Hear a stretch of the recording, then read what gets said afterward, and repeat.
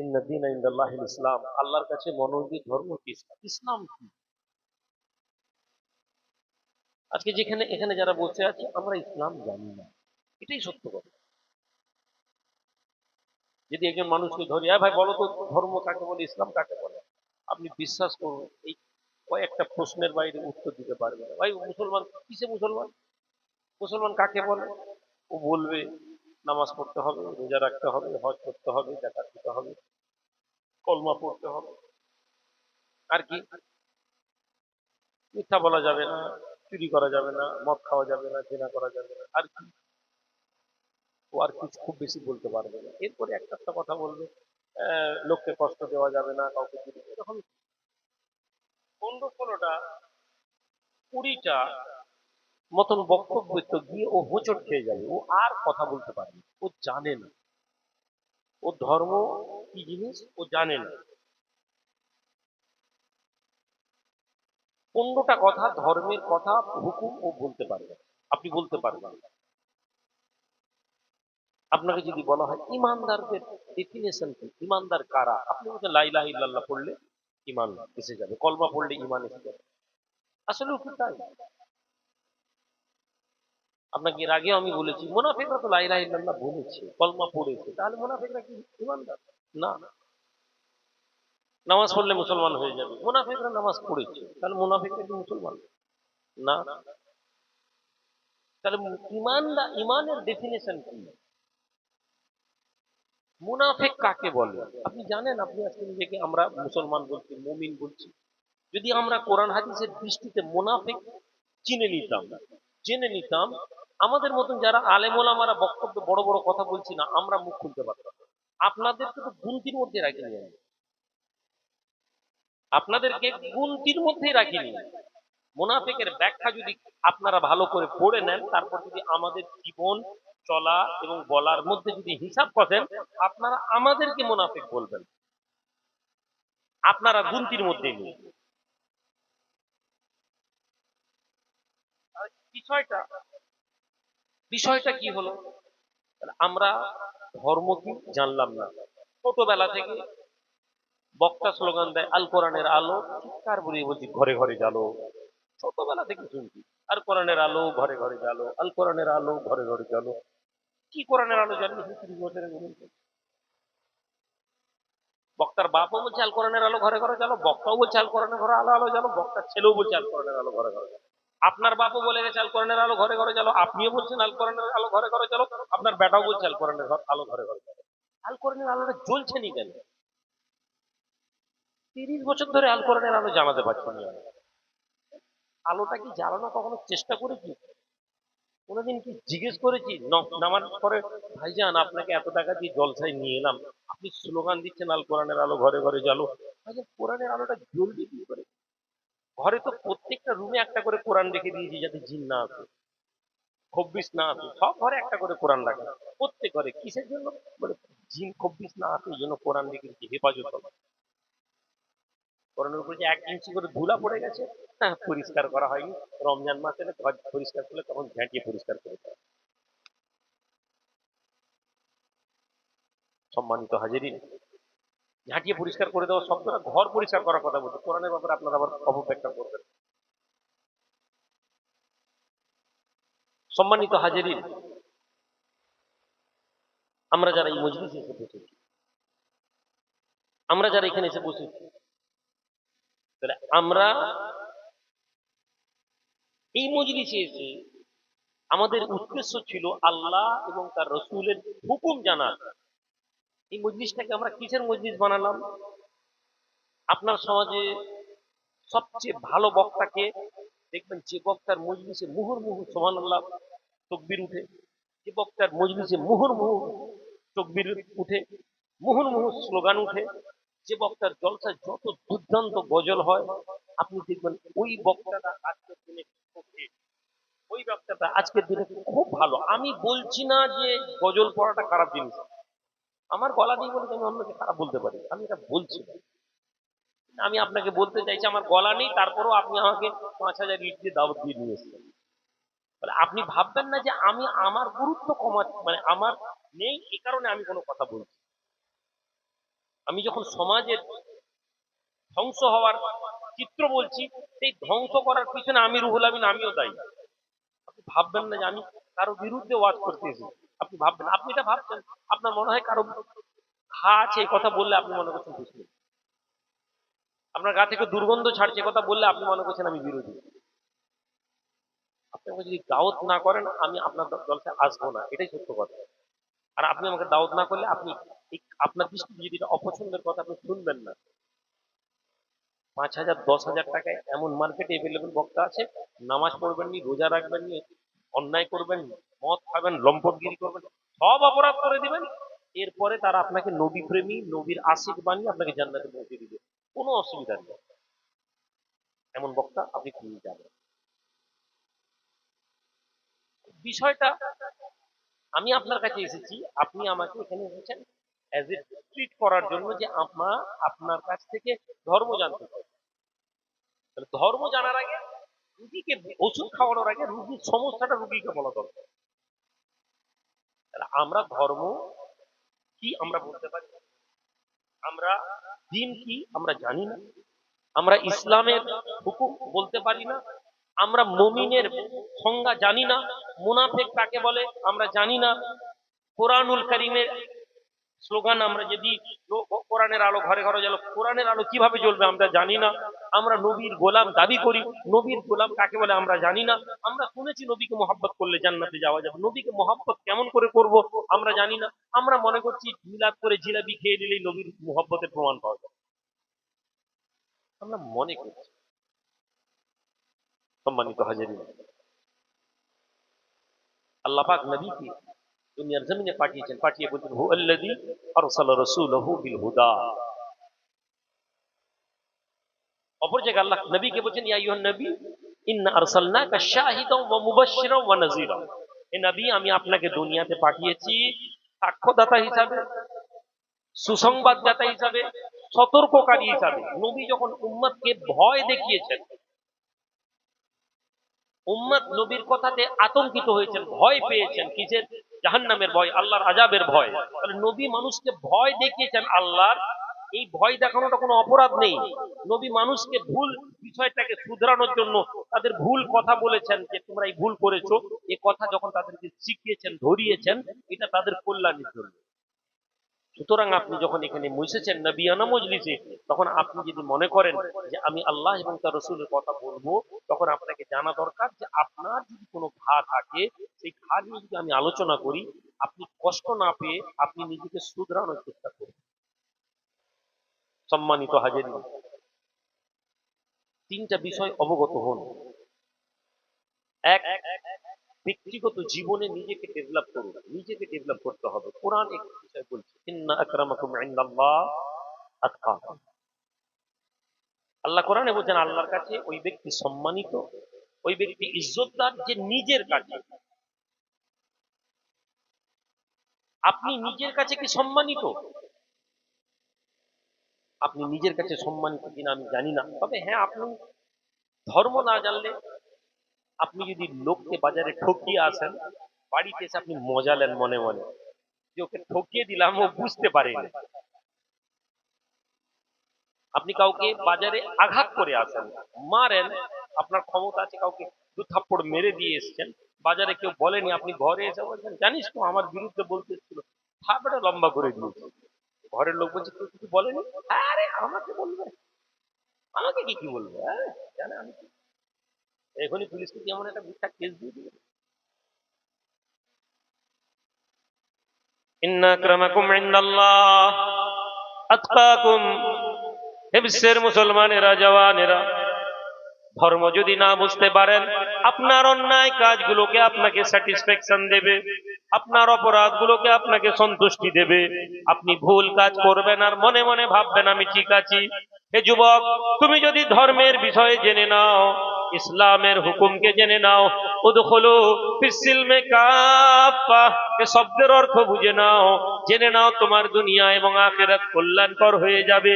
তুমি নিজেকে আল্লাহর দরবারে সম্মানিত কিভাবে করবে? সম্মানিত যদি আল্লাহর দরবারে নিজেকে করতে হয়, তাহলে সর্বপ্রথম আপনাকে জানতে হবে যে আল্লাহর সাথে আপনার সম্পর্ক কি। আজ আমরা দিনের পর দিন ওয়াজ শুনছি, ঈমান এই শব্দের সাথে আমাদের কোনো সম্পর্ক নেই। মদিনা মুনাওয়ারায় মুনাফিক বলে একটি দল ছিল।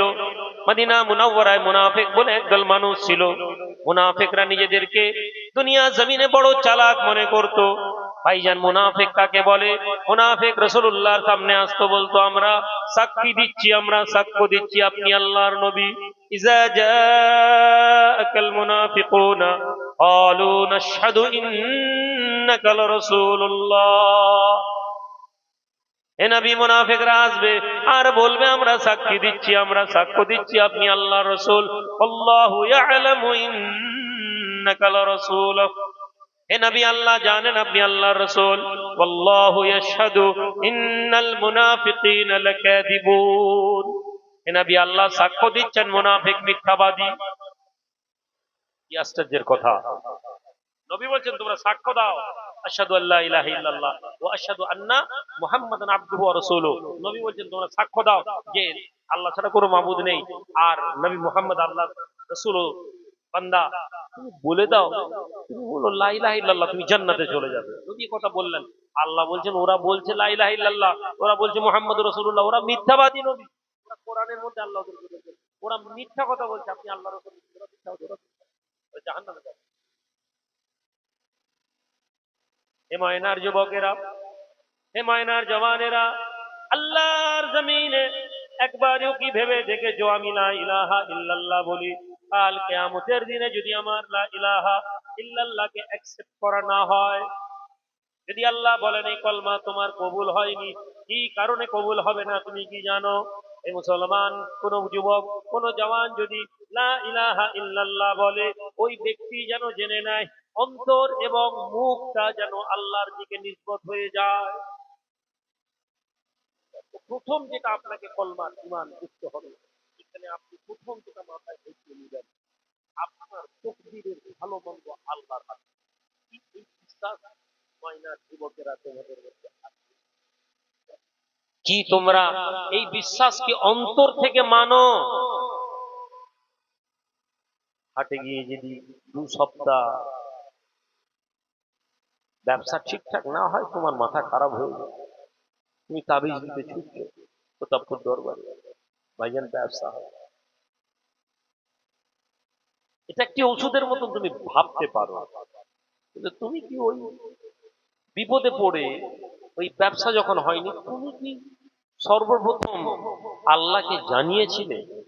আল্লাহ 2 সপ্তাহ ধরে ব্যবসায় বসছি, আল্লাহর ব্যবসা হচ্ছে না, আল্লাহ আপনি তো জানেন আমার অবস্থা কি। এ কথা কি যুবক তুমি কোনোদিন বলতে পেরেছো? দুনিয়ার জমিনে কেউ তোমাকে মেরেছে, কেউ তোমার উপর জুলুম করেছে, তুমি সবার আগে ওর শক্তিশালী প্রতিদ্বন্দ্বী কে আছে তুমি তার কথা বলেছো। ওকে টাইট দিতে গেলে কাকে ধরা যায় বলতো? অমুক জায়গায় অমুক পাড়ার ওই লোকটা, ওই লোকের দায়িত্বে আছে, ও এলাকার ওই পদে আছে, অমুক পদে ওর উপরে বসে, ওকে ধর। তুমি ওই লোকটার কাছে গেছো।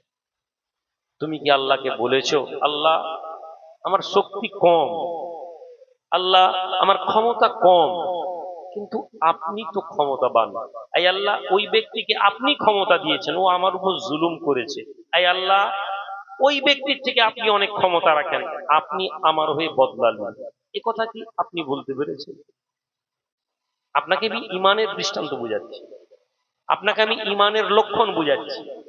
ওই যুবকের অন্তরে ইমান আছে না নেই, ওই যুবক নিজে বুঝে যাবে। হে আল্লাহর বান্দা, ঈমান কেমন ভাবে তৈরি হয়? হে যুবক, যখন মুসিবতে পড়ো, যখন কোনো বিপদে পড়ো, তোমার মুখ থেকে কি ইন্না লিল্লাহি ওয়া ইন্না ইলাইহি রাজিউন এই কথাটা কি তোমার মুখ থেকে বের হয় নাকি? দেখো হে আল্লাহর বান্দা, হে যুবক, তুমি ইসলামের ধর্মের মধ্যে জন্মগ্রহণ করেছো, 40 বছর বয়স হয়ে গিয়েছে, 50 বছর বয়স হয়ে গিয়েছে, তুমি এখনো কালমার মানে জানো না। লা ইলাহা ইল্লাল্লাহ সারাদিন বলো, কিন্তু তুমি জানো না এই লা ইলাহা ইল্লাল্লাহ কাকে বলে, এই লা ইলাহা ইল্লাল্লাহর ব্যাখ্যা কি? সাইয়েদনা মুআয রাদিয়াল্লাহু তাআলা আনহু সাহাবায়ে রাসূল ছিলেন। আল্লাহ নবী আর মুআয দুজনে উটের পিঠে করে যাচ্ছেন। সাইয়েদনা মুআয বলেন, রাসূলুল্লাহর পিঠ মোবারকের সাথে আমার দেহ লেগে আছে। নবীজি যেতে যেতে ডাকছেন, ইয়া মুআয, নবী আওয়াজ দিচ্ছেন, হে মুআজ। নবীজি পিছন থেকে মুআজ বলছেন, ইয়া রাসূলুল্লাহ। লাব্বাইক, আমি শুনছি হুজুর। আবার নবীজি বলেন, ইয়া মুআজ, হে মুআজ। আবার বলছেন। উটের পিছনে দুজনে পাশাপাশি বসে আছেন। এরপরেও নবীর আওয়াজের একবার ডাকলে তো হবে। নবী আবার অ্যাটেনশন দিয়ে মুআজ বলছেন, ইয়া রাসূলুল্লাহ। আবার নবীজি বলছেন, এই মুআজ। তার মানে মুআজ, তোমার পুরো মনোসংযোগ আমার দিকে দাও। একটি গুরুত্বপূর্ণ কথা বলতে যাচ্ছি, মুআজ মন দিয়ে শোনো। মুআজ মন দিয়ে শোনো। মুআজ মন দিয়ে শোনো। মুআজ কনসেন্ট্রেশন অফ মাইন্ডকে ফিক্স করে নাও মুহাম্মদ রাসূলুল্লাহ। এই কথা নবী মুখে বলেননি, কিন্তু তাকে ডাক দিয়ে তার পুরো মনোসংযোগটা নিজের দিকে খিঁচছে। আপনি জলসা শুনতে এসেছেন, আপনি এন্টারটেইন হতে আসেননি। আমি আপনাকে এখানে ফুর্তি দিয়ে কথা বলতে আসিনি, আমি এখানে আপনাকে রিল্যাক্স করতে আসিনি। আজ তো জলসার রিল্যাক্সের জায়গা হয়ে গেছে। আজকে ধর্মের মজলিস তো রিল্যাক্সের জায়গা হয়েছে। রাত্রি 12টা একটা হাসানোর বক্তা দরকার, এমন একটা বক্তা দরকার যে ফটকামি করে কথা বলে। মেম্বারে রসুল বলছি আর সেখানে বসে বসে এমন এমন কথা বলে যে কথা মুখে মাইকে আনা সম্ভব না। দুঃখ নেওয়ার কিছু নেই। যেমন রূহ তেমনি ফেরেশতা। শূন্যওয়ালা কারা? গাঁজা টেনে রাত্রি দুটো জলসা মজলিসে ঢুকে বসেছে, পাশের লোক ধাক্কা মারছে, এই গাঁজা কে, চুপ চুপ। আমার নিজের ব্যক্তিগত অভিজ্ঞতা থেকে বলি, ওই যে বক্তা ঢুকেছে গাঁজা মাজা টেনে মজলিসে ঢুকে চলে এসেছে জলসা শোনার জন্য। যেমন রূহ তেমনি ফেরেশতা। আমার কাছে 1 ঘন্টার জলসা, 1.5 ঘন্টার জলসা কিসের জন্য? Time pass. আমি 1.5 ঘন্টা বলে তুই যা, এখানে যা, আমার নজরানা হলে আমি চলে যাই। আর নবী এসেছিলেন মানুষের কাছে দ্বীনের দাওয়াত নিয়ে। কি দাওয়াত? মানুষের মধ্যে পরিবর্তন করার। কিসের পরিবর্তন? কোরআন বলছে, হুয়াল্লাযী, কোরআন বলছে ওয়ায়ুযাক্কিহিম ওয়া ইউআল্লিমুহুমুল কিতাব। কোরআন বলছে যে ওই নবী তাদের মধ্যে থেকে, ওয়াল্লাযী বা'আসা ফিল উম্মিয়িনা রাসূলাম মিনহুম ইয়াতলু আলাইহিম আয়াতিহি ওয়া ইউযাক্কিহিম ওয়া ইউআল্লিমুহুমুল কিতাব ওয়াল হিকমা। নবী এসে তাদেরকে কি করেছেন? পরিবর্তন, তাজকিয়া করেছেন, পবিত্র করেছেন। এই মজলিস পবিত্র হওয়ার মজলিস। আপনি এই মজলিসে এসে বসেছেন আনন্দ পাওয়ার জন্য। এই মজলিস খোদা পাওয়ার মজলিস। আপনি এই মজলিসে এসে সুবহানাল্লাহ বলে চিৎকার দিয়ে উঠে তাকবীর দিয়ে বেরিয়ে চলে যাচ্ছেন। আপনি এই মজলিস থেকে কিছু নিয়ে যান না, এটাই সত্য কথা। জলসা কমিটির ছেলে বক্তা খুঁজে, কত ভালো বক্তা। ভালো বক্তার ডেফিনেশন কখনো ইলম দিয়ে হয়নি আমাদের। ভালো বক্তা কখনো ডেফিনেশন তাকওয়ার উপরে হয়নি। ভাই এই বক্তাটাকে আনো তো, ইনি খুব আল্লাহওয়ালা মানুষ শুনেছি। কোনোদিন বক্তা গ্রহণ করেছেন? আপনি যে বক্তাকে ওয়াজ করেছেন, সে বক্তা এসা কোথায় পড়লো আপনি জানেন না। ফজর 15 মিনিট বাকি আছে, ফজরের আজান হচ্ছে, সে গাড়ি নিয়ে বেরিয়ে চলে গেল। ওই বক্তাকে আপনি আশা করেছেন ওই বক্তার ওয়াজ শুনে আল্লাহ আপনাকে হেদায়েত দিবে। যে নিজে নামাজ পড়েনি, যে বলছে ভাই আমাকে একটু প্রতাপপুর বাস স্ট্যান্ডে ছেড়ে দাও, আমি বাস ধরে নিব, ট্রেন ধরে নিব। ওই বক্তা যে এখানে 10 মিনিট দাঁড়িয়ে নামাজ পড়া যার কাছে সময় নেই, আপনার মনে হয় ও বাজারে গিয়ে নামাজ পড়বে। আমি বলছি না পড়বে না, কিন্তু মনে হয়, মনে হয় এটা।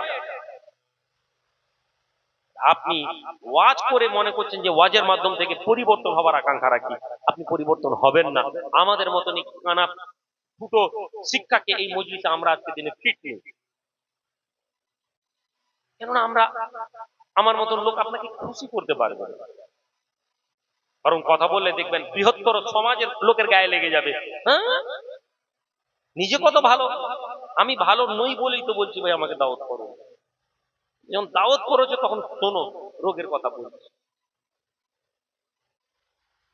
আল্লাহ নবী দয়া নবী মুআজকে বলেন, ইয়া মুআজ তাদরি মা হাক্কুল্লাহি আলাল ইবাদ ওয়া মা হাক্কুল ইবাদ আলাল্লাহ।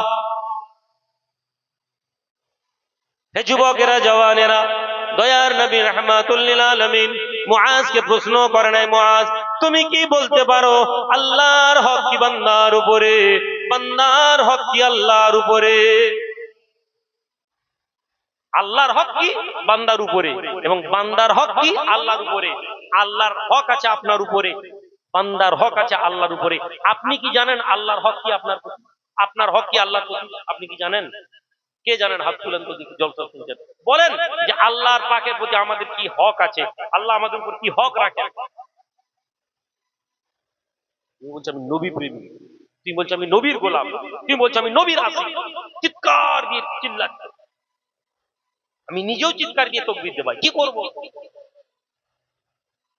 ঠগের রাজে কি বলে, চোরের মাঝে সাধুও চোর হয়ে যায়। যখন হোঁশ আসে তখন জানানোর চেষ্টা করি যে ভাই জেনে নে। অসুস্থ অবস্থায় শরীর পরিশ্রান্ত, এসে তোমার কাছে কথা বলতে এসেছে, তুমি মনে করছো আমি 3টা সুবহানাল্লাহর কথা বলে আমি এখান থেকে বেরিয়ে চলে যাব।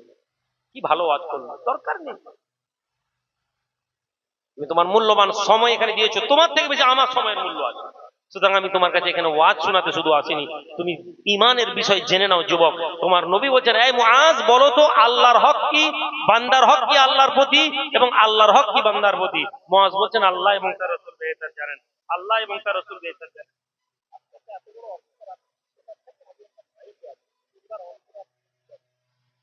না সরি নয়, আপনারা বড় ডিপার্টমেন্টের অফিস, আমি তার সাথে এইভাবে কথা বলছি, আমি পরোয়া করি না, পরোয়া করি না। এর অফিসে একে বড় বড় অফিসাররা স্যালুট মারে। তো দুবার অন করে বুঝালাম যে ভাই আমি মাইকে আছি, তারপরে তো দরকার হলো তুই ঘোড়া ঠিক তোর দরকার তুই বুঝবি। দরুদ শরীফ আল্লাহুম্মা সাল্লি আলা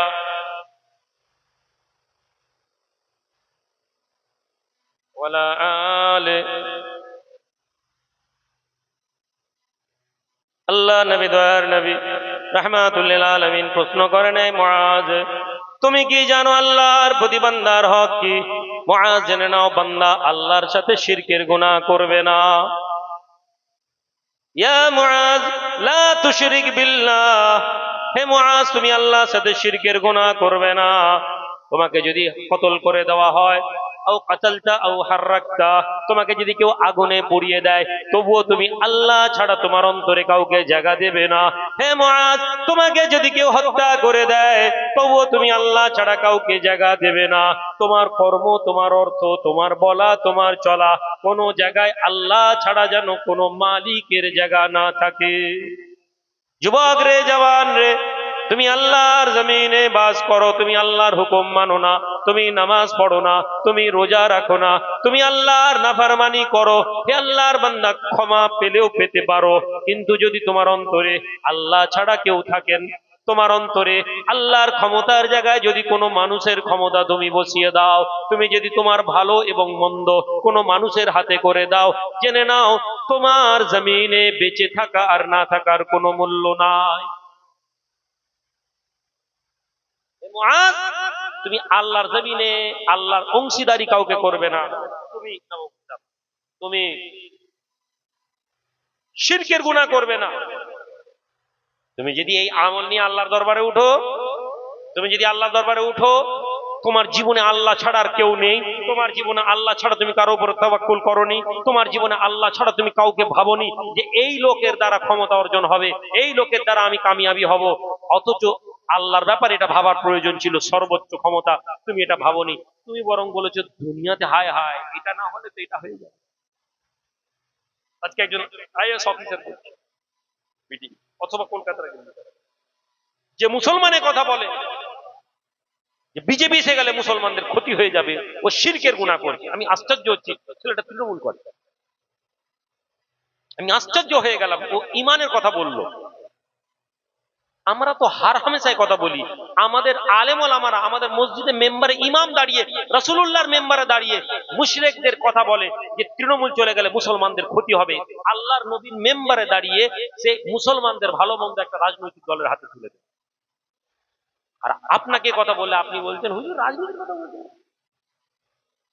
আপনি মুশরিক হয়ে গেলেন, আপনার এটা নিয়ে চিন্তা নেই, আপনি বলছেন রাজনীতির কথা হুজুর বলছেন। সম্মানিত ভাইয়েরা, যেদিন আমরা এই জায়গা থেকে বেরিয়ে আসতে পারবো, যেদিন আমরা ইমানের ব্যাখ্যা বুঝবো, আমাদের সর্বোচ্চ ক্ষমতা আমরা আল্লাহর হাতে দিয়ে দিব, কি পাবো? উদাহরণ দিই, দৃষ্টান্ত দিই। কি দৃষ্টান্ত? যখন মুসলমান নিজের তকদিরের ভালো মন্দ, কদরে খাইরিহি ওয়া শাররিহি মিনাল্লাহ তাআলা, এই কথার অর্থ বুঝবে, তকদিরের ভালো মন্দ আল্লাহর পক্ষ থেকে, ওই জাতি কি হবে? ওই জাতির যুবক ডাক্তার আব্দুর রহমান আল কাতারি, কাতারের একজন বড় ডাক্তার, আল্লাহওয়ালা মানুষ কিন্তু ডাক্তার। মুসলমান আমি আগেই বলেছি ইমানের দৃষ্টান্ত। আমরা তো মনে করি হুজুররা মনে হয় সবচেয়ে বড় ইমানদার লোক, আলেমরা মনে হয় সবচেয়ে বড় ইমানদার লোক, পীর সাহেবরা মনে হয় সবচেয়ে বড় ইমানদার লোক, মসজিদের দায়ী মনে হয় অনেক বড় ইমানদার লোক। হে যুবক, ইমান কার মধ্যে আছে কেউ জানে না। তুমি তোমার মধ্যে যদি ইমানের আলো আলোকিত করো, হতে পারে তোমার থেকে আমার ইমান অনেক কমজোর। কারণ আমি তো লড়াই করিনি, আমি তো সেফ জোনে বসে আছি। মুরিদরা আমাকে তকবির দিয়ে তুললো, মুরিদরা আমাকে তকবির দিয়ে নামাবে, মুরিদরা আমাকে 6টা তরকারি দিয়ে এখন রাতে ভাত খাওয়ালো। যে তৃণমূলের লোকটাকে সবচেয়ে বেশি উল্টাপাল্টা করে বলেছি, গত বছর চেঁচিয়েছি, আজকে সেই ছেলেটা আমাকে দেখেন এত তরকারি দিয়ে খাই। আমি খেলাম আজকে তার বাড়ি। আমি জানি এই লোকটা দিনের শেষে কোথাও না কোথাও আমার বাইরে যাবে না। দুনিয়া করতে গিয়ে, দুনিয়া পাওয়ার জন্য 4টা পার্টির ছেলে ছাপ্পা মেরেছে, ভোট অন্য কথা। কিন্তু বিষয়টা আমার ইমানের, আমি কত ইমানি লড়াই লড়তে হয়নি, কিন্তু আপনি প্রতিনিয়ত লড়ছেন। হাটে বসে আছেন, জঙ্গলে বসে আছেন, মাঠে কাজ করছেন, রাস্তা দিয়ে যাচ্ছেন, হিন্দু পাড়ার মধ্যে দিয়ে যাচ্ছেন, কেউ ধরে বোঝায় জয় শ্রীরাম বল। আপনাকে প্রতিনিয়ত ইমানের লড়াই লড়তে হচ্ছে। ফলে এটা স্বাভাবিক, আমার ইমানের থেকে আপনার ইমান মজবুত হওয়ার সম্ভাবনা বেশি। আর যখন আপনি ইমানের এই স্বাদ পেয়ে যাবেন, ইমানের এই মজা পেয়ে যাবেন, তখন আপনি কোন জায়গায় পৌঁছাবেন জানেন? আজকে আপনি যদি নিজের গুরুত্ব বুঝে নিতেন, আপনি আমার কাছে দোয়া চাইতেন না। আপনি বলতেন না যে হুজুর দোয়া করেন। হুজুর বিনা পয়সায় দোয়া করেনি, এটাই সত্য কথা। আমি বিনা পয়সায় দোয়া করিনি, এটাই সত্য কথা। দোয়া নিতে গেলে আমার কাছে পয়সা দিতে লাগে, তারপরও আমার দোয়া কবুল হতেও পারে, নাও হতে পারে। ডাক্তার আব্দুর রহমান কাতারে ডাক্তার, প্যান্ট শার্ট কোট ফাট প্যান্ট পরানো। একটা কাজ আছে, একটা নেশা আছে, নন মুসলিমদের কাছে ইসলামের দাওয়াত পৌঁছে দেন। তার কাছে একদিন তার ফ্রেন্ড সার্কেলরা বললো যে আব্দুর রহমান, আফ্রিকার একটা বড় জঙ্গল আছে, একটা ওখানে একটা ছোট্ট গ্রাম আছে, ওখানে 200টার মতন ফ্যামিলি থাকে, ওই পরিবারে ওখানে ইসলামের দাওয়াত পৌঁছায়নি, চলো আমরা ওখানে গিয়ে দিনের দাওয়াত দিয়ে আসি। চলো, ফ্লাইটে করে কাতার থেকে বেরিয়ে গেলেন, আফ্রিকার থেকে পৌঁছেছেন, কষ্ট মষ্ট করে গ্রামে পৌঁছেছেন। পৌঁছে গ্রামের ইন্টারপ্রেটার আছে, ট্রান্সলেটার, যে ট্রান্সলেট করে, মুতারজম যাকে বলা হয়, দেখেছেন, এবার কথা বলছেন, ও দোভাষী, ওদেরকে বুঝাচ্ছে, বুঝাতে ইসলামের ব্যাপারে, আল্লাহ আল্লাহ রসুলের পরিচয়, আল্লাহকে এক আল্লাহর ইবাদত করা, এক আল্লাহর প্রতি ঈমান আনা, এক আল্লাহ সবকিছু করেছেন, এইভাবে আল্লাহর পরিচয় দিয়েছেন। তারপরে মোহাম্মদ রসুল্লাহর প্রতি ঈমান আনা, নবী কি বলেছেন, নবী কি, সব কিছু কিছু কিছু কিছু করে বলেছেন। সব শুনলো, শোনার পরে গ্রামের যে লিডার, গ্রামের যে কবিলার যে সর্দার, ও বলছে, এই তুমি এই মানুষকে বলো আমরা সবাই কলমা পড়ে নিব, কিন্তু আমাদের একটা শর্ত আছে। কি শর্ত? 5 বছর আমাদের এখানে পানি হয় না। কবছর? 5 বছর। আফ্রিকার যে রিজন গুলো আছে, যে মন্ডলগুলো, যেগুলোকে জিওগ্রাফিক্যাল টার্মে যে সমস্ত জায়গাগুলো আছে, এসব এক একটা জায়গায় যে বিষুবরেখা এবং অক্ষরেখা, আপনারা মনে হয় অনেক স্টুডেন্ট আছে তারা জানবেন, এক একটা রেখা আছে যেখানে পানি হওয়ার সম্ভাবনা নেই। কর্কট ক্রান্তি, মকর ক্রান্তি পড়েছেন তো বাংলায় আপনারা? কিছু কিছু রেখা আছে যে রেখায় পানি হওয়ার কোনো সম্ভাবনা নেই। এই জায়গায়, এই জায়গায় পানি হওয়ার কোনো 5 বছর পানি হয় না। আল্লাহর কুদরত। ইউরোপের লেবাননের কাছে একটা পাহাড় আছে, পাহাড়ের এই পার সমুদ্র আছে, আর এই পারে মরুভূমি, মধ্যেখানে একটা পর্বতমালা। কেননা বাতাস এসে যত সব পাহাড়ে ধাক্কা লাগে, লেগে পানি এপারে হয়ে যায়, পাহাড়ের উপরে। সমুদ্রের ধারে কিন্তু পানি হয় না। হে আল্লাহর বান্দা যুবক, আফ্রিকার ওই নেতা বলতে লাগে, তোমাদের এই লোক আমাদেরকে বলে দিল সব ক্ষমতা আল্লাহর, আল্লাহর হুকুম হলে সব হয়ে যায়। হে আল্লাহর বান্দা, যাও এই লোককে বলো আমাদের এখানে 5 বছর পানি হয়নি, 5 বছর আমাদের বৃষ্টি হয়নি। ওই লোককে বলো আল্লাহকে রাজি করিয়ে নিতে এবং আল্লাহর কাছ থেকে দোয়া চেয়ে আমাদের এখানে পানি বর্ষে দিতে। যদি বৃষ্টি হয়ে যায়, আমরা তাহলে সবাই মিলে মুসলমান হয়ে যাব। 5 বছর যেখানে পানি হয়নি, সেখানে 5 বছর ছেড়ে দিন, বৈশাখ মাসে যদি পানি না হয়, ময়নার লোক বলে হুজুর আমাদের ওখানে ইস্তেসকার নামাজ একটু পড়িয়ে দিবেন, পানি দোয়া করে দিবেন। আমি বলবো দোয়াও করে দেবো, পানি যদি না হয় বলবো বাবা পানি হয়নি, আল্লাহ দিচ্ছে, আল্লাহ দিবে, এই কথা বলে আমি পালিয়ে যাবো। আর ওখানে তো 5 বছর পানি হয়নি, বৃষ্টি হওয়ার কোনো চান্স নেই।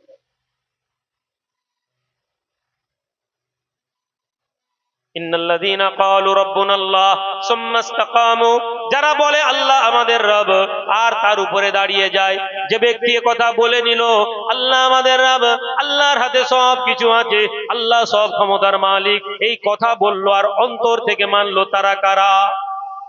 হে মুসলমান, তোমরা আমার মতন মুসলমান, ইমানদারি কথা বলা যায় না। তোমরা বলতে থাকো আমরা সংখ্যায় কম, আমরা কি করে জিততে পারবো, আমরা সংখ্যায় কম, আমরা যদি ভোটে দাঁড়িয়ে যাই আমরা হেরে যাব, আমরা সংখ্যায় কম, যদি আমরা লড়াই করতে যাই আমরা হেরে যাব।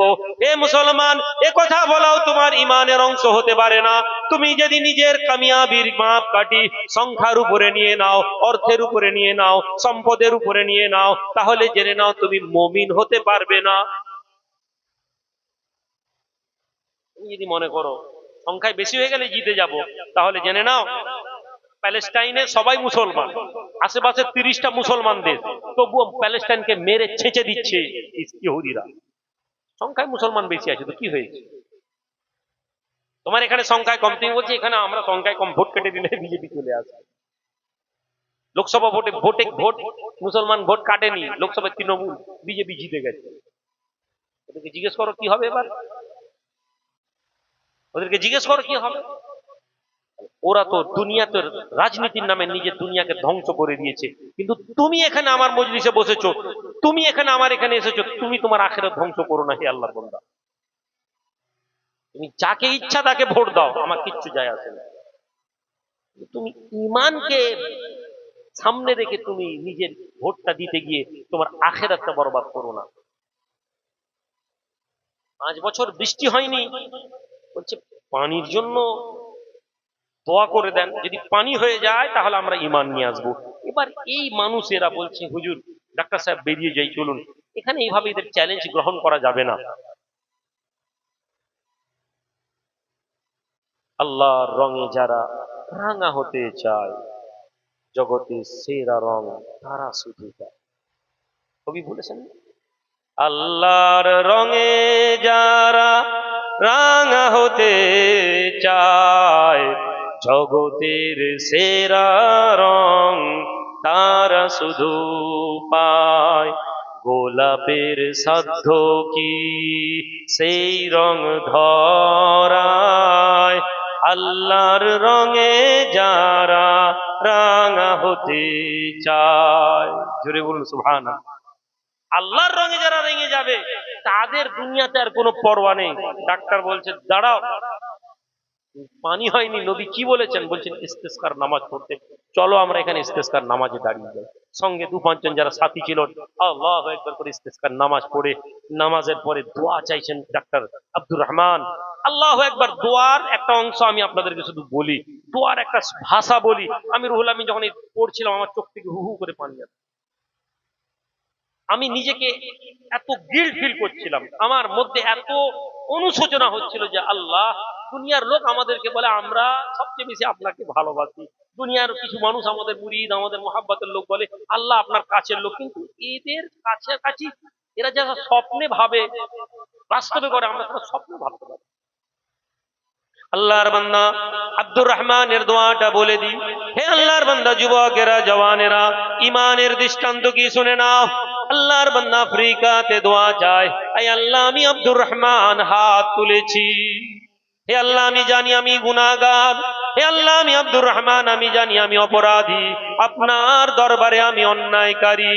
হে আল্লাহ, আব্দুর রহমানের গুনাহের জন্য আব্দুর রহমানের হাতকে আপনি ফিরিয়ে দেবেন না।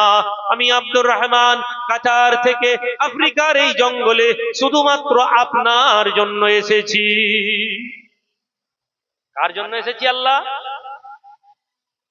আমেরিকা যেতে পারতাম, আনন্দ করতে পারতাম, সমুদ্র ধারে শুয়ে থাকতে পারতাম, বউ বাচ্চাকে নিয়ে পার্কে বেড়াতে যেতে পারতাম। আল্লাহ আমি শুধু আপনার জন্য আমার শহর বাড়ির আরাম আয়াস ছেড়ে এই আফ্রিকার জঙ্গলে এসেছি আল্লাহ, কিন্তু আমি জানি আমি বড় গুনাহগার।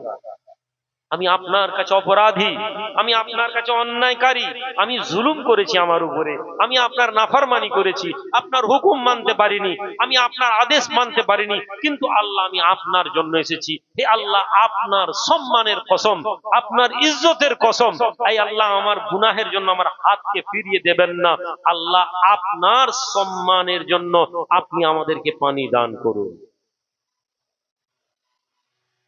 এই দোয়া 10 বছর আগের ঘটনা বলছে, এটা 10 বছর আগে। এমন না কোনো ওলি আল্লাহর কাহিনী, আমরা তো ওলি আল্লাহর কাহিনী শুনে চিৎকার দিয়ে সুবহানাল্লাহ বলি। জামানার ওলি এখন এরা। আমাকে ধর্মের কথা শোনানোর পরে যদি পয়সা বন্ধ করে দেওয়া হয়, আমি জলসা নাও করতে পারি, এটাই সম্ভাবনা। আমি দিনের দাওয়াত দিতে বেরোচ্ছি, যেখানে যাচ্ছি ওখানে খাওয়া দাওয়ার একদম সুন্দর ব্যবস্থা, পালঙ্ক, লেপ, চম্বল, গদি এভেলেবেল আছে। আমি দিনের দাওয়াতে বেরোচ্ছি, 40 দিনের দাওয়াতে বেরিয়ে গেলাম, দেখে এসেছি পারাটা, নেহারি। এই কদিন আগে দিল্লিতে গিয়েছিলাম, কোনো একটা সেন্টারে পাস কি করতে আমাদের কে পয়সা দেয়, ভাইজান অনেক ব্যাপার আছে, পাঠিয়ে দেবে। ভাবো না যে তুমি, আমি আমার ঘরের সমালোচনা করতে পারে এই নয় যে আমি অন্যরা খুব ভালো আছে। করোনা এসেছিল, দিনের দাবত দেওয়া বন্ধ হয়ে গেছে। করোনা এসেছিল, জলসা করা বন্ধ করে দিয়েছিলাম, পুলিশের ডাঙ্গার কেসের ভয়। আবার শেষ হয়ে গেলে এটাই দিনের সবচেয়ে বড় মানুষ হয়ে যাচ্ছি আমরা। আব্দুর রহমান দোয়া করে কেঁদে, আল্লাহর দরবারে কেঁদে জারজার হয়ে অস্থির হয়ে গেছে। দোয়ার সঙ্গী সাথীরা বলছে, এমন করে আব্দুর রহমান আল্লাহর কাছে গিয়ে যাচ্ছে, পানির কোনো চান্সই নেই, আকাশ ফাটা, দোয়া শেষ হয়ে গেছে। আমরা বলছি তিনি ক্লান্ত, আমরা তার মিটে পাড়ি দিচ্ছি। এরপরে তিনি বলতে শুরু করছেন, 2-1-5 মিনিট কথা বলছেন, 2-5-10 মিনিট কথা বলতে বলতে হঠাৎ কিছু লোক আসমানের দিকে দেখছে যে আকাশে এক টুকরা মেঘ আসমানকে ঘিরে ধরেছে, এবং কিছুক্ষণের মধ্যে গোটা আসমানে মেঘ করে এলাকাতে আল্লাহ পানি দিয়ে দিয়েছে। বৃষ্টি হওয়ার পরেই মানুষেরা, তাম মুসলমান ওইখানে দাঁড়িয়ে কলমা পড়ে নিয়েছিল। এই যুবক আমার ইবনে আল-আসকে মনে নেই? সাহাবাদের বলে হুজুরদের খালি কেরামতি বর্ণনা, সাহাবাদের কেরামতি নেই। ওমর ইবনে খাত্তাব আমর ইবনে আল-আসকে পাঠালেন, যাও মিশরের গভর্নর হয়ে। মিশরের গভর্নর হয়ে গেল। মিশরের গভর্নর হয়ে গিয়ে কি করলেন? মানুষদেরকে পৌঁছালেন, বসলেন। মিশরের লোক এসে বলছে, শোনো মুসলমান, নীল নদে মান্যত করি আমরা, নীল নদে একটা সুন্দর মেয়েকে আমরা প্রত্যেক বছর বলি দিই। মুসলমান, তুমি মান্যত করনি, তুমি কাউকে বলি দাওনি, কিন্তু তোমার মনে একটা দুর্বলতা আছে, বছরে একবার আজমির না গেলে মনে হয় ব্যবসাটা খারাপ হয়ে যায়। মুখে বলনি তুমি, তুমি বলো আল্লাহ দেন, কিন্তু বলো না বাবা বছরে একবার আজমির যেতেই হবে। বছরে একবার আজমির কেন, 10 বার আজমির যাও, আমি নিজেও যাই। বছরে একবার যেতেই হবে, নির্দিষ্ট সময় যেতেই হবে। এই বিশ্বাসটা কোথাও না কোথাও কমজোরি। কেন যেতে হবে? জিয়ারত যদি করতে হয় যে কোনো সময় যাবো। হ্যাঁ, কোনো জলসা হচ্ছে, আমি বছরে জলসা যেতে পারি, অসুবিধা নেই, কিন্তু কবর জিয়ারত করার জন্য যেতেই হবে। ওই সময় না গেলে সমস্যা হতে পারে। আবার সমস্যা বলতে ব্যবসার সমস্যা হতে পারে, বাণিজ্যের সমস্যা হতে পারে। অনেক ব্যবসায়ী লোককে দেখেছি, হুজুর আমার কোম্পানির নাম KGL, আচ্ছা বাবা আমি বছরে একদিন ঠিক মাসে আমাকে যেতে। অজান্তে তুমি ইমানের সাথে কম্প্রোমাইজ করেছো, তুমি নামাজ পড়ছো কিন্তু তুমি কম্প্রোমাইজ করেছো। আল্লাহর বান্দা আমর ইবনে আল-আস রাদিয়াল্লাহু তাআলা আনহু কে মিশরের কিবতীরা এসে বলে, আমার মদিনা মুনাওয়ারা থেকে তোমরা মিশর দখল করে নিয়েছো, কিন্তু জেনে নাও এই মিশর এত সুন্দর, এত ভালো, কেননা মিশরের মধ্যে দিয়ে নীল নদী বয়ে গেছে। এই নীল নদী আল্লাহর দুনিয়াতে কোনো মানুষের জন্য চলে না, কোনো আল্লাহর খোদার হুকুমে চলে না। এই নীল নদী নিজের মর্জিতে চলে। এই নীল নদীকে আমাদেরকে খুশি করতে হয়, আমাদেরকে মান্যত করতে হয়। আমরা বছরে একটি সুন্দর মেয়েকে, একজন যুবতী মেয়েকে অর্থ দিয়ে সুন্দর করে সাজিয়ে চাদরের উপর দিয়ে তাকে বসিয়ে দিয়ে আমরা তাকে নদীর মধ্যে ফেলে দিই। চেয়ারের মধ্যে চাদর দিয়ে, সুন্দর রেশমি কাপড় দিয়ে, টাকা পয়সা দিয়ে আমরা তাকে ঘুরিয়ে নীল নদে ফেলে দিই, হাত পা বেঁধে। ও নীল নদী ডুবে মরে যায়, পড়ে যায়। নীল নদীর মেয়েকে পেয়ে খুশি হয় এবং ও পানি দেয় আমাদের। মুসলমান, আমাদের হাতে আর রাজ্য নেই, তোমাদের হাতে আছে, কিন্তু তোমরা এই কাজ করো, না হলে নীল নদী পানি দিবেনি। আমির ইবনে আল আস বলছেন, শোনো, আমরা এক আল্লাহর ইবাদত করি। যদি বলুন না, হে যুবক, এক আল্লাহর ইবাদত করি, শুধু সুবহানাল্লাহ বলবো তা নয়, তোমাদের অন্তরে যেন আজকে একটা দৃঢ়তার সাথে বেড়ে যায় যে তোমাদের জীবনে কারো ক্ষমতা নেই কিছু করার, এক আল্লাহর হুকুম ছাড়া। আজ এই মজলিসে আমি তোমাদেরকে এটাই বোঝানোর জন্য এসেছি। আমি তোমাদেরকে এটারই ওয়াজ করছি। কিসের জন্য? না, তুমি তোমার ইমানের কম্প্রোমাইজ করে নিচ্ছ সামান্য দুনিয়ার কারণে, সামান্য দুনিয়ার কারণে। এটা রাজনীতির আঙিনায় হতে পারে, জলসার আঙিনায় হতে পারে, কি বলে, ব্যবসার আঙিনায় হতে পারে, যে কোনো জায়গায়। আজকে যে লোকটা আল্লাহর নবীর কথা বলে যে রাজনৈতিক দলকে গাল দিচ্ছে, কালকে আবার ওই লোকটাই আল্লাহ নবীর কথা বলে ওই রাজনৈতিক দলের পক্ষে বলছে। আমি রাজনীতি কালকে তৃণমূলের পক্ষেও যেতে পারি, বিরুদ্ধেও যেতে পারি, এটা স্বাভাবিক। কিন্তু কথা বলতে গিয়ে আল্লাহ এবং তার রসুলেরকে দলিল বানাচ্ছি এই লোকটার, এই দলটার পক্ষে। আবার আমার মনের ইচ্ছাকে প্রমাণ করার জন্য আমি আবার কোরআন হাদিসকে দলিল বানাচ্ছি এই পার্টির বিরুদ্ধে। এটা হচ্ছে শিরকের গুনাহ এক ধরনের।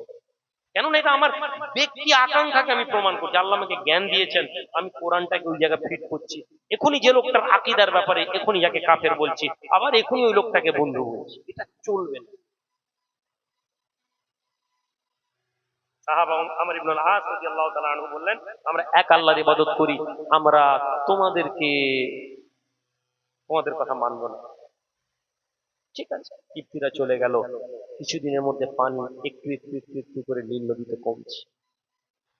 হ্যাঁ, ময়নার লোক, ময়নার ছেলে, যদি তোমার এলাকায় কোনো রেওয়াজ হতে থাকে, তোমার এলাকায় যদি কিছু হয়, পীরের থান, বাবার থান, মায়ের থান, আস্তানা, পুকুরে গোসল করা, পীর বাবার পুকুর, ওরা বন্ধ করবে না, বরং আমার মতন কোনো মওলানা এসে উৎসাহ দিয়ে যাবে, আরে আল্লাহর ওলিদের মাজার, আল্লাহর ওলিদের পুকুরে গোসল করলে অসুবিধা কি? না, অসুবিধা নেই, কিন্তু এটাকে তুমি ঈমান বানিয়ে দিচ্ছ, এখানে গোসল করলে বাচ্চা হয়ে যাবে। এই পুকুরে গোসল করলে মেয়েদের বাচ্চা হয়, শয়ে শয়ে মেয়ে সে পুকুরে গোসল করছে, মাজারের পান্ডা দালালেরা বসে বসে গোসল দেখছে বেগানা মেয়েদের। তুমি তো আল্লাহর ইবাদত করেছিলেন যুবক, তুমি তো আল্লাহর হুকুমকে মেনেছিলে। আমি আল্লাহর ওলিদের মাজারে যাওয়াকে বিরোধী নই, আল্লাহর ওলিদের খানকাতে বসারও বিরোধী নই, আমি তাবিজেরও বিরোধী, আমি নিজেগুলো করি। কিন্তু প্রশ্ন হচ্ছে ইমানের ক্ষেত্রে, বিশ্বাসের ক্ষেত্রে আমি কখনো এগুলোকে মনে করি না এগুলোই মানুষকে কিছু পরিবর্তন করতে পারে।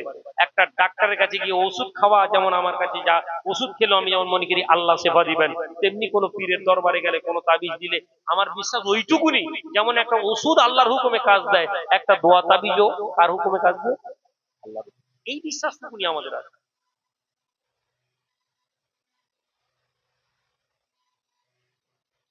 পানি কমতে আরম্ভ করেছে, মুসলমানদের মধ্যে থেকে মুনাফিকরা বলতে লাগলো আমর ইবনে আল আস অন্যায় করেছে।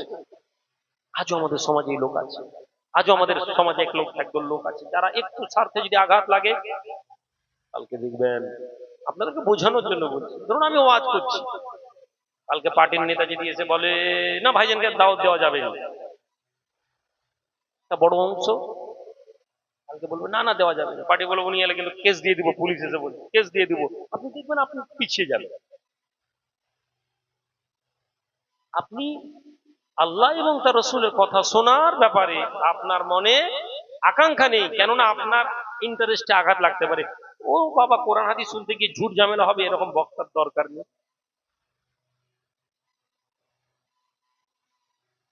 আপনি ভাববেন, মুনাফিকরা বলতে লাগলো আমর ইবনে আল আসের কি দরকার ছিল ওই কিপ্তিদেরকে দিয়ে একটা মেয়ে ফেলে দিলেই পানিতে হয়ে যেত, ওদের ধর্মের মেয়ে, তাহলেই ঝামেলা মিটে যেত, মানা করলো কেন? মিশরের মধ্যে গুঞ্জন শুরু হয়ে গেল, তর্ক বিতর্ক শুরু হয়ে গেল। এমন সময় আমর ইবনে আল আস বুঝতে পারলেন যে বিষয়টা কঠিন হচ্ছে। ওমরকে চিঠি লিখলেন, হে আমিরুল মুমিনিন, আমি মিশরের গভর্নর, এই এই এই এই ব্যাপার হয়েছে, হে আমিরুল মুমিনিন কি করব, পানি কমে যাচ্ছে, এরা বলছে যে আমরা মান্নত করিনি, আমরা মেয়ে বলি দিইনি, এই জন্য এই আমর ইবনে আল আসের চিঠি পেলেন, ওমর ইবনে খাত্তাব চিঠি লিখলেন, আমিরুল মুমিনিন من أمير المؤمنين خليفة المسلمين عمر بن الخطاب العنين। হে বিশ্বের মুসলমানেরা, হে জওয়ানেরা, যুবকেরা, পীরের কেরামতি শোনো, ওলি আল্লাহদের কেরামতি শোনো, শোনো সাহাবাদের কেরামতি তোমাদেরকে জানিয়ে দি। আল্লাহ নবী সাহাবী ওমর চিঠি লেখেন, এই নিন, আমি ওমর, দুনিয়ার জমিনে আমরা মুসলমানের পক্ষ থেকে আমি এই চিঠি লিখে দিই। আমরা মুমিন, আমরা ঈমান এনেছি আল্লাহর প্রতি, আমরা আল্লাহর প্রতি বিশ্বাস করেছি। শোনো, নীল যদি তুমি আল্লাহর নামে প্রবাহিত হও, তুমি যদি আল্লাহর নামে গড়াতে থাকো, পানি বর্জন করতে থাকো, তাহলে তুমি আল্লাহর নামে প্রবাহিত হতে থাকো। এই নীল, যদি তুমি কোনো মেয়ের জন্য, কোনো মান্যতের জন্য তুমি পানি দাও, শুনে নাও, আমরা মুসলমান পানি না পেয়ে মরে যাব, তবুও তোমার পানি আমাদের লাগবে না। জোরে বলবো না, মরে যাব, ইচ্ছে বেশি কি হবে? লা তুশরিক বিল্লাহ আও কাতালতা আও হাররাকতা, তুমি আল্লাহর সাথে কারো অংশীদার করবে না। মুআজ, যদি তোমাকে কেটে দেয়, কতল করে দেয়, দাঁড়িয়ে আগুনে পুড়িয়ে দেয়, না, তুমি তুমি তুমি তুমি করবে না। আসহাবুল উখদুদের ঘটনা শুনেননি কোরআন? কালেকশন কি হবে? কালেকশন করে অর্ধেক লোক তো ওয়াদা করে টাকা দেয়নি, আপনাকে হতে হবে। আসহাবুল উখদুদে জানেন না? লম্বা কাহিনী, আমি শেষ করে দিই। আমি এখান থেকে বেরিয়ে যাবো, উড়িষ্যা বেরোবো, কাল সকাল 8টার সময় উড়িষ্যা পৌঁছাবো। ভাইরা, বাচ্চা আগুনে বাচ্চা ফেলে দিয়েছিল, লম্বা কাহিনী আছে। বাচ্চা আগুনে পড়ে মাকে বলেছিল, মা তুই ভয় পাবিনি, ঝাঁপিয়ে চলায়। ওখান থেকে মনে হচ্ছে এটা আগুন, আল্লাহ এটাকে আমাদের জন্য ফুলের বাগান বানিয়ে দিল। এই যুবক, তোমাকে যেটা কঠিন মনে হচ্ছে, তোমার জন্য যেটা মুসিবত মনে হচ্ছে, তোমার জন্য যেটা অন্যায় মনে হচ্ছে, শুধু তুমি ওইটাকে যদি ডিঙিয়ে যেতে পারো, তুমি দেখবে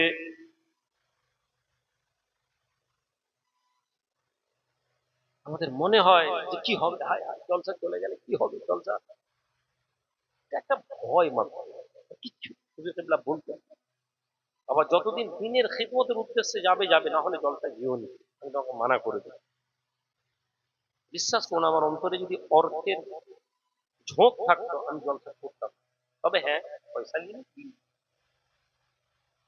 প্রতিষ্ঠান বানাচ্ছে, বাইরের লোক কত কথা বলে, বাইরের লোক কত বড় বড় কথা বলে, কিছু জলসা যাব না বলে ইচ্ছা করে বলে, আমি তো পয়সা নিই না। বলতে পারবেন কেউ যে জলসা স্কুল মাদ্রাসার বিল্ডিং এর ডেভেলপমেন্টের জন্য কোনো টাকা হাতে নিয়েছি, বলেছে আমাকে টাকা দাও? বলিনি। বলি যে ভাই ওখানে ভাটাওয়ালা আছে, ডাইরেক্ট কথা বলে ইট পাঠিয়ে দেন, সিমেন্ট পাঠিয়ে দেন, যে যা পাঠায়। কিন্তু আমাদের মনে হয় যে মনে হয় জলসা বন্ধ হয়ে গেলে কি হবে, হায় হায় জলসা চলে গেলে কি হবে। হুজুর কেবলা বলতেন, আমি যতক্ষণ আল্লাহর জন্য কথা বলতে পারছি, তুমি এটা নিজে বুঝতে পারবে। তিনি সারা জীবন বলেননি, কিন্তু জীবনের শেষ লগ্নে তিনি একটা ওয়াজে বলেছিলেন, এই ছেলেরা বলতে পারবে আমি তোদের তোমাদের কাছে টাকা চেয়েছি, দেখবেন ইউটিউবে পাওয়া যায়। ওইটাও শুনছিলাম যখন তখন সেদিন কিনেছিলাম আমি। একটা মানুষ তার নিজের কাছে কি সে জানে, আমি জানি আমি কি করতে চাই, আমি জানি। লাখ মানুষ আমাকে ভালো বলুক অথবা মন্দ বলুক, আল্লাহর সন্তুষ্টি অর্জনের জন্য যদি কাজ না করতে পারি, তাই কামিয়াবি হওয়া যায় না। সাময়িক হই হই হয়তো হবে, সন্তুষ্ট অর্জনের বাইরে কখনো কামিয়াব হয়। আল্লাহর সন্তুষ্টি কিভাবে আছে? আল্লাহকে রাজি করলেন। ওমর লিখে দিলেন যে আমরা মরে যাবো, তাও হলো চিঠি পানি লাগবে না। চিঠি দিয়ে বললেন, আমার ইবনে আসকে বলবেন নীল নদীতে ফেলে দিন। আমার ইবনে আসের কাছে মিশরে চিঠি গেল, সন্ধ্যাবেলায় আমার ইবনে আস নদীতে গিয়ে চিঠিটা ফেলে দিলেন, এই নীল ওমরের চিঠি লে। তৃপ্তিরা হাসছে, মুসলমানদেরকে মান্যত করতে চিঠি পাঠাচ্ছে ওমর মদিনা থেকে। রাত কেটে গেছে, আমার ইবনে আস আল্লাহর দরবারে দোয়া চাইলেন, আল্লাহ মুসলমানের ইজ্জত তোমার হাতে। কেন মুসলমানের ইজ্জত? আল্লাহ বলেছেন, আল ইজ্জতু লিল্লাহি ওয়া রাসূলিহি ওয়াল মুমিনিন, ইজ্জত আল্লাহ এবং রাসূল এবং মুমিনদের জন্য। আপনি যদি মুমিন হন, আপনার ইজ্জতের নিয়ে আপনাকে ভাবতে হবে না। আমি রুহুল আমিন, আমার ইজ্জত নেই এ কথা আমি বলতে পারি না।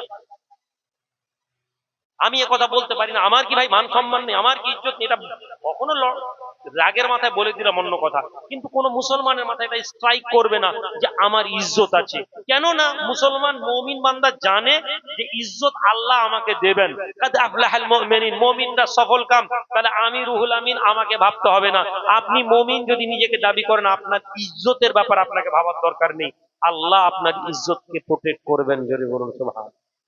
আর যদি আপনাকে আপনার ইজ্জত নিয়ে ভাবতে হয়, আপনার সম্মান নিয়ে ভাবতে হয়, তাহলে আপনি জেনে নিন আপনি মুমিন হতে পারেননি। আপনি যত বড় আলেম, যত বড় মাওলানা, যত বড় মুফতি, যত বড় কারি, যত বড় ইমাম, যত বড় মুহাদ্দিস যাই হন না কেন, পীর ওলি আউলিয়া যাই আপনাকে ডাকুক না কেন, যদি আপনার মাথায় এটা স্ট্রাইক করে আমার মান সম্মান কি হবে, এটা করলে আমার মান সম্মান চলে যাবে, হাই আমাকে এরকম করে বলে দিল, আমার কি ইজ্জত নেই, আপনি মুমিন নন। দুনিয়ার লোক আপনাকে যে নামে ডাকুক না কেন, চিঠি ফেলে দিল। পরের দিন ফজরের নামাজ হয়েছে, সুবহে সাদিক, সকাল সাদা হয়ে গেছে, আসমান সাদা হয়েছে। আমার ইবনালা শুনতে পান নীল নদের পাড় থেকে মানুষের তাকবীরের আওয়াজ। কেউ তাকবীর দিচ্ছে আল্লাহু আকবার, কেউ তাকবীর দিচ্ছে আশহাদু আল্লা ইলাহা ইল্লাল্লাহ, কেউ কালমা পড়ছে, কেউ জিকির করছে সুবহানাল্লাহ, কেউ জিকির করছে আল্লাহু আকবার। আমার ইবনালা গুটি গুটি গুটি গুটি পায়ে খানকা থেকে, তার বাড়ি থেকে বেরিয়ে নীল নদের কাছে গিয়ে দেখেন গতকাল রাতের বেলা যেখান থেকে পানি প্রবাহিত হচ্ছিল, ওই জায়গা থেকে 8 ফুট উপর দিয়ে পানি প্রবাহিত হচ্ছে। এক রাতে 8 ফুট উপর দিয়ে পানি শুধু প্রবাহিত হয়নি, এবং আল্লাহ পাক ওই পানিকে এখনো কায়েম রেখে দিয়েছে। সম্মানিত হাজির, আর ওয়াজ কি করব? এখন আমার বক্তব্য ভাইজান কিছু কিছু হয়ে যায়। দুনিয়া তো বলে ফেলেছি, তৃণমূল যদি না থাকে আমাদের বিপদ হয়ে যাবে, বলে ফেলেছি, বলে ফেলেছি খাজা বাবার জন্যই বেঁচে আছি, বলে ফেলেছি। কোন মুসলমান ভুল করেছে, কেউ হয়তো বলেছে এই ওইখানে চলে যাবি, আমি আপনাদেরকে বলি, আপনি একটা মৌলানা দেখছেন, আমি এমন মৌলানাকে জানি যে হাদিস পড়ায়, আমি আমার দায়িত্ব নিয়ে বলি, নাম বলবো না, আমি এমন মৌলানাকে জানি যে হাদিস পড়ায়, তার বাচ্চা হয়নি বলে তার স্ত্রী গিয়ে একটা মন্দিরে গিয়ে বলি দিয়েছে। কি বলছেন আপনি? আমি জানি তওবা করেছে, আমি বিশ্বাস করি তওবা করেছে, ভুল হয়ে গেছে। যদি আমাদের দ্বারা কোনো অন্যায় হয়ে যায়, কোনো ভুল হয়ে যায়, হতে পারে মানুষ আবেগে পড়ে বলে দিয়েছে, হ্যাঁ ভাই ওই বটতলার নিচে বসে একটু ধ্যান করে নেবো, ওইখানে গিয়ে আমি করে নেবো। হে আল্লাহর বান্দা, তাওবা ইলাল্লাহ, আল্লাহ দিকে ফিরে এসো, ইরজিই ইলা রাব্বিক, তোমার প্রভুর দিকে ফিরে এসো। কেন? তিনি বলেছেন তুমি যদি তওবা করো আল্লাহ তোমাকে ক্ষমা করে দিবেন।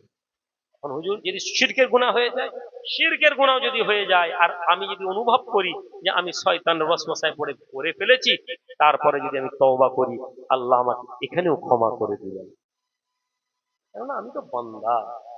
তাহলে ভাই ভুল হলে, আর আমি জনগণ, কেউ মন্দিরে চলে গেছে, কেউ মাথায় গিয়ে কবরে গিয়ে মাথা সিজদা করেছে, কেউ বলেছে আমি কামরূপ কামাখ্যায় পূজা করব, কেউ গিয়ে বলে দিয়েছে আমি চন্ডাল নিয়ে কি বলে চন্ডালে হাড্ডি নিয়ে পূজা করবো, কেউ হয়তো ভুলে ফেলে, ভুলে ফেলে। এই যুবক তুমি ওই কথা নিয়ে মজা নিচ্ছ, হে আল্লাহর বান্দা তুমি ওই কথা নিয়ে তুমি সমালোচনা করছো। তোমাকে আমি একটা গল্প শুনবো। এক ছেলে বলছিল যে কোনো এক মৌলানা একটা খাপ দেখেছে, একটা মুফতি সাহেব নাকি বলেছে খাপ বলা যাবে না, আমাকে যে বায়ান বলেছে আমি সেই বায়ান বলেছি। আমি বললাম ওই মুফতির ফতোয়ার প্রশ্ন এসে গেল, ওই মুফতির কাজী, ইসলামের কাজী বলবে এই লোকের ফতোয়া গ্রহণ হবে না। ব্যক্তি আক্রোশে কোনো কথা কাউকে আমরা বলতে পারি না, ব্যক্তি আক্রোশে আমরা কাউকে ছোট করতে পারি না। কেননা জিল্লাত এবং অপমান, আমি আবার বলছি, মুনাফিকদের জন্য। মুমিনরা কখনো অপমানিত হতে পারে। আল্লাহর বান্দা কারো গুনাহ নিয়ে কখনো ছোট করো না। একজন বুজুর্গ হজে যাচ্ছেন, মুরিদদের মজা নিচ্ছ, কেউ ভুল করেছে, কেউ মজা নিচ্ছে, তুমি কারো কথা কেউ আমানত বলেছে ভাই আমি না এই কাজটা করে বলেছি, তুই বলবি নি, তুমি তার কথাকে রেকর্ড করে তুমি পাঠিয়ে দিয়ে আরেকজনে ফরওয়ার্ড করে দিবে। যত লোকের কাছে তুমি এই লোক এই কথাকে ফরওয়ার্ড করবে, জেনে নাও জাহান্নামের টুকরায় যাওয়ার জন্য তোমার জন্য ওই একটা ফরওয়ার্ড। কেন না নবী বলছেন যে মুসলমান মুসলমানের দোষ খুঁজে বেড়ায়, যে মুসলমান মুসলমানের দোষকে খুঁজে বেড়ায়, আল্লাহ তার দোষকে খুঁজে বেড়াবে। যে মুসলমান মুসলমানের দোষকে লুকিয়ে দেয়, যে মুসলমান মুসলমানের আয়েবকে লুকিয়ে দেয়, আল্লাহ তার আয়েবকে লুকিয়ে দিবেন। জোরে বলুন, তুমি ভালো মুসলমান হয়ে যাও যুবক। কেউ ভরসা করে বন্ধু একটা কথা বলে দিল, ভাই জানিস তো ওখানে ভুল করে না, মদ খেয়ে নিয়েছি, তুমি এটা রেকর্ড করে তুমি 6 মাস পরে আরেকজনকে পাঠিয়ে দিলে, তোমার সাথে ঝগড়া হয়েছে, পাঠিয়ে দিলে, তুমি আমানতের খেয়ানত করলে। ওর মদ খাওয়ার গুনাহকে আল্লাহ লুকিয়ে রেখে দিয়েছেন, তুমি প্রকাশ করে দিলে। আর তুমি যদি কারো দোষ খুঁজে বার করো, কারো দোষ বার করো, আল্লাহ তোমার দোষ বার করাতে লেগে যাবেন। এত বড় কথা বলা হয়। আর মানুষ কখন গুমরাহ হয়ে যায় কেউ জানে না, আবার সে ফিরে আসে আল্লাহ যদি চান। কি ছিল বিষয়? পীর সাহেব মুরিদ নিয়ে হেঁটে হেঁটে যাচ্ছেন, প্রচুর মুরিদ নিয়ে হজে যাচ্ছেন। রাস্তায় যেতে যেতে একদিন আসরের টাইম বসেছেন, তামু টামু ঘিরা হয়েছে, একটি নদীর পার থেকে দেখছেন মেয়েরা মাথায় মাথায় হাঁড়ি নিয়ে হেঁটে হেঁটে যাচ্ছে। পীর সাহেব বলছেন, আরে হুজুর বলছেন যে আরে এরা মাথায় পানি নিয়ে কোথায় যাবে? লোক বলছে, হুজুর এরা আগুনের ইবাদত করে, আগুনের পূজা করে, এই পানি নিয়ে যাচ্ছে আগুনের মধ্যে এরা ঢালবে, ঢেলে আবার নতুন করে আগুন জ্বালাবে। শুনে ছ্যা ছ্যা ছ্যা, মানুষ এরকমও করতে পারে? মানুষ এরকমও করতে পারে? আল্লাহর জমিনে আল্লাহর ইবাদত, আল্লাহকে চিনতে পারেনি, এই আগুনের পূজা করছে। এইটুকুন কথা বলে চলে গেছে, হয়ে গেছে। পরের দিন ফজরের সময় আবার সব তামু টামু তোলা হচ্ছে। হুজুরের চেহারা বলছে, এই শোনো তোমরা হজে চলে যাও। হুজুর আপনি, আমি যাবো না। হুজুর আপনি না গেলে আমরা, এই যাও। পীর সাহেব লোক হয়, হুজুর হয়, 2-4 বার ডাবতেছে সব দিয়ে, হজের টাইম হয়ে যাচ্ছে, মুরিদরা সব বেরিয়ে চলে যাচ্ছে, কেউ নেই। এই হুজুর নিজে একটা ঝোলা নিয়ে ওই আগুন উপাসকের বাড়িতে গিয়ে পৌঁছে গেছে। বলছে, শোনো তোমার বাড়িতে কালকে একটা আমি মেয়ে দেখেছি, ওই মেয়েটাকে আমি বিয়ে করবো। আগুন উপাসক সামনেওয়ালা দিচ্ছে একটা মুসলমানদের এত বড় আলেম, একজন আলেমে দিন লোক, এর পিছনে কালকে কত হাজার হাজার লোক ছিল, শয়ে শয়ে লোক ছিল। এটা তো মুসলমানদেরকে একটা অপমান করার সুযোগ। বলছে, শোনো আমি মেয়ে দিব, কিন্তু তার আগে তোমাকে শুয়োর চড়াতে হবে আমার বাড়িতে। হ্যাঁ চড়াবো। তাহলে এতদিন শুয়োর চড়াও, তারপর আমি আমার মেয়ে দিব। প্রত্যেকদিন সন্ধ্যাবেলা বিকালবেলা মেয়েকে ছাদের উপর দাঁড় করিয়ে দেয়, হা করে সে মেয়েটাকে দেখে, অতি ওর মনে শান্তি হয়। আর ও শুয়োর চড়াচ্ছে। হজ থেকে ফিরে আসছে, যখন লোক দেখছে অবাক, আরে এত বড় আল্লাহওয়ালা মানুষ বলতাম, এত বড় পীর বলতাম, এ মেয়ে শুয়োর চড়াচ্ছে আর মেয়েকে বিয়ে করবে বলে ইচ্ছা আছে। যেমন আমাদের সমাজ। আজকে আপনি যে লোকটাকে নিয়ে মাথায় তুলে লাফাচ্ছেন, কালকে যদি একটা কিছু ভুল দেখেন, আপনি আমার থেকে গাল দিবেন। এই জন্য যে লোক চালাক হবে, যে লোক আল্লাহ আল্লাহ রসুলের রাস্তা যাবে, কেউ যদি তকবির দেয় সে যেন খুশি না হয়ে যায়। কেউ যদি আপনাকে নিয়ে লাফালাফি করে, আপনি আনন্দিত হবেন না। আপনি জেনে রাখুন, আল্লাহর হুকুম এটা 1 সেকেন্ড লাগবে। সকালবেলা আপনাকে যে লোক মাথায় তুলে লাফাবে, সন্ধ্যাবেলা ওই লোক ছুঁড়ে ফেলে দেবে। এটাই হচ্ছে আল্লাহর বিধান। সুতরাং আপনার অহংকার হওয়ার কিছু নেই, আপনার খুশি হওয়ার কিছু নেই, আপনার আত্মতুষ্টি হওয়ার কোনো জায়গা নেই। যেটা আছে আল্লাহর দিকে ফিরে যাওয়া ছাড়া। মুসলমানরা ছেঁচা করতে লাগলো, গালাগালি করতে করতে চলে এলো দেশে, বাগদাদে এসে খবর দিচ্ছে। বাগদাদের লোক, আরে ভাই একটা চিটিং বাজে তার নামটা পড়ে গেছে, এতদিন ধরে যাকে পীর বলছিলাম, এবার এখন পুরো মেয়ে বাজলো, একটা মেয়েকে দেখে বলছে বুড়ো বয়সে বিয়ে করবে, এইসব বলছে। এলাকায় অপপ্রচার হচ্ছে। ওই পীরের কয়েকজন বড় আলেম মুরিদ ছিলেন, তারা বসলেন, বলছে কি ব্যাপার ভাই, এরকম হচ্ছে কেন? ভাই তুমি কি কোনোদিন পীরকে দেখেছো, আমাদের হুজুরকে দেখেছো? হুজুর কি কোনো হারাম কাজ হয় না তো? তখন ওদের মধ্যে একজন বয়স্ক আলেম আল্লাহওয়ালা লোক ছিলেন, উনি বলছেন, আমাদের মনে হয় আমাদের পীরকে আল্লাহ কোনো পরীক্ষায় ফেলে দিয়েছে। কি হবে? চলো আমরা আল্লাহর কাছে আমরা যাই, দেখে আসি কি হয়। তুই করো আমাদের কি? যাই হোক, দিনের একজন আলেম তো, গিয়ে দেখছেন শুয়োর চড়াচ্ছেন। ওরা ওখানে বসে আল্লাহর কাছে নামাজ পড়ে প্রচুর কান্নাকাটি করে, বলছে আল্লাহ আমরা জানি না এই মানুষ কি মুসিবতে পড়ে গেছে, আল্লাহ আপনি ক্ষমা করুন। কান্নাকাটি করে খুব দোয়া টোয়া চেয়েছেন। চাওয়ার পরে আস্তে আস্তে গুটি গুটি পায় ওই আলেম সব কয়েকদিন এসে সালাম, আসসালামু আলাইকুম হুজুর। হঠাৎ তারা কিতাবে লিখছেন যে হঠাৎ যেন মানুষ ঘুম থেকে উঠে চমকে উঠল, হ্যাঁ, উঠে নিজের চেহারা দিকে দেখেছেন, লা হাওলা ওয়ালা কুওয়াতা ইল্লা বিল্লাহ। চলো চলো চলো, সামনে যে নদী ছিল ওখানে গিয়ে গোসল করলেন, হাতের পায়ের নখ টক কেটে আসরের ওয়াক্ত শেষ হচ্ছে, দাঁড়া আমি নামাজটা পড়ি। নামাজ পড়ার পরেই বললেন, আল্লাহ তোমাদের ভালো করুক, আমি আল্লাহর পরীক্ষায় পড়ে গিয়েছি।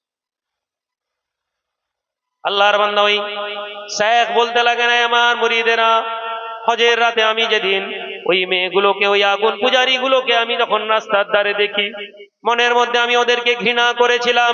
ওদেরকে তাকিয়ে আমি বলেছিলাম যে এরা কেমন করে আগুনের ইবাদত করে। আমার মনের মধ্যে ওদের প্রতি ঘৃণা জন্মেছিল। রাতের বেলা আমি খাব দেখি, আমার অন্তরের মধ্যে ইলহাম হয়, আল্লাহ পাক আমাকে জানান, হে আমার বান্দা, ঈমানটা কার হাতে? ঈমানটা কার হাতে? তোমাকে আমি ঈমান দিয়েছি, তুমি মনে করছো, কিন্তু আমি যদি ঈমান কেড়ে নিই, ওর মধ্যে তুমি ওকে ঘৃণা করলে কেন? আমার সৃষ্টিকে, আমার সৃষ্টিকে ঘৃণা করার অধিকার তোমাকে কে দিল?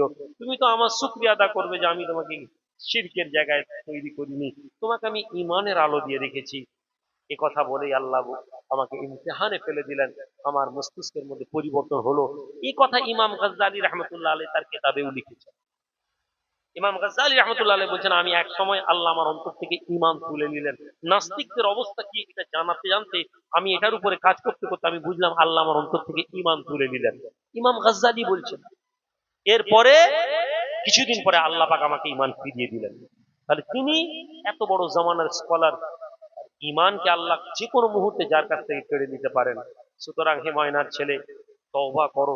তোমাদের দ্বারা যদি কোনো ভুল হয়ে থাকে, হে আল্লাহর বান্দা, তোমাদের দ্বারা যদি কোনো ভুল হয়, জানায় অজানায়, শিরকের গুনাহ, মানুষ ফিতনাতে পড়ে, দুনিয়ার লোভে পড়ে কিছু কথা বলো, তওবা করে নাও। আমি রুহুল আমিন, আমি ভুল করলে আমি আল্লাহর কাছে, আমাকে কোনো মানুষ ক্ষমা করবে না, আমাকে আল্লাহ ক্ষমা করবেন। আমি কোনো মানুষের হক নষ্ট করিনি। আমি কথা বলতে গিয়ে হয়তো বলে ফেলেছি কোনো পীরের কথা, বলে ফেলেছি কোনো মাজারের কথা, বলে ফেলেছি ওই মাজার না থাকলে আমার কিছু হবে না, এ কথা বলে ফেলেছি।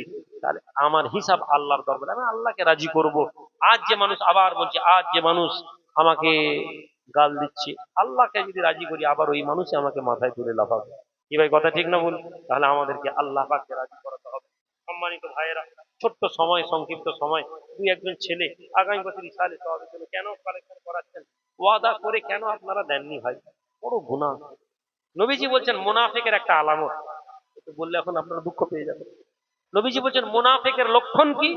মুনাফিক ওয়াদা করবে আর ওয়াদা পূরণ করবে না।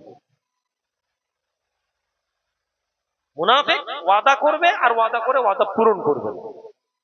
আর এর জন্য একটা দায়ী হচ্ছে জলসা কমিটি। কালেকশন করায়, কালেকশন করানো যাবে না, কালেকশন করানো যাবে না। জলসা করতে হবে না তাও ভালো, মিলাদ করে দিন তাও ভালো, কিন্তু যখন আপনি বারবার বলছেন কালেকশন করেন, আমি ভাই দেনারে দেনারে, একটা লোক বিরক্ত হয়ে যাচ্ছে, আচ্ছা ভাই চাইছেন, মান সম্মানের হাত তুলে দিলেন। তাহলে গুনার পিছনে আপনি আমাকেও দায়ী করলেন, আপনি নিজে দায়ী হলেন, আর ওই লোকটাও দায়ী হলোই হলো। দরুদ শরীফ আল্লাহুম্মা